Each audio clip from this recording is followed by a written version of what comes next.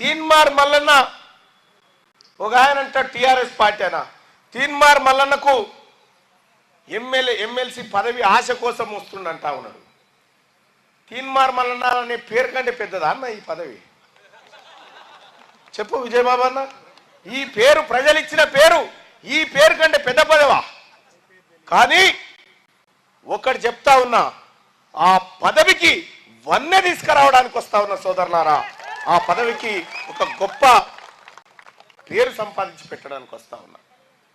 ఇవాళ గత 10 ఏళ్ల కాలంలో టిఆర్ఎస్ పార్టీ నాయకులు మీ అందరికీ తెలుసు, ఎన్ని విధాలుగా దోపిడీకి తెగబడరో తెలుసు. ఇదే క్యూ న్యూస్ ద్వారా ధరణి మోసాలను బయటపెట్టింది తీన్మార్ మల్లన్న, కాళేశ్వరం మోసాలను బయటపెట్టింది తీన్మార్ మల్లన్న, భూరికాండ్ల ప్రక్షాళన మోసాన్ని బయటపెట్టింది తీన్మార్ మల్లన్న, హైదరాబాద్ రింగ్ రోడ్డు నమ్మిరని చెప్పి బయటపెట్టింది తీన్మార్ మల్లన్న, హైదరాబాద్ భూములను మింగిరని బయటపెట్టింది తీన్మార్ మల్లన్న. ఇవన్నీ చేస్తున్న క్రమంలో సోదరులారా 70 కేసులు నా మీద పెట్టిండు కేసీఆర్. 70 కేసులు పెట్టి 100 రోజులు జైల్లో బంధించి నా పిల్లలు 100 రోజులు కన్నీళ్లు పెట్టి ఏడుస్తుంటే కూడా కేసీఆర్ నన్ను జైల్లో బంధించి పెట్టాడు.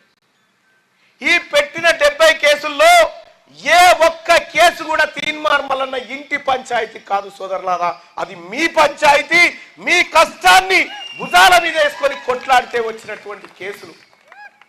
ఈ కేసులకు భయపడలే, ఈ జైళ్లకు భయపడలే. నా కుటుంబం కాదు, ఈ ప్రజలందరూ నా కుటుంబం. వీళ్ళు సంతోషంగా ఉన్నప్పుడు మాత్రమే నేను సంతోషంగా ఉంటానికి పోరాటం చేస్తా ఉన్న సోదరులారా. సరిగ్గా 3 సంవత్సరాల క్రితం మీరంతా కలిసి నాకు వెన్నుదన్నుగా నిలబడి ఓట్లు వేసినారు. ఓట్లు వేస్తే పల్లా రాజేశ్వర్ రెడ్డి అనేటువంటి దుర్మార్గుడు బోగస్ ఓట్లు సృష్టించి 17,000 దొంగ ఓట్లు వేసుకొని 5,000 మెజార్టీతో గెలిచింది.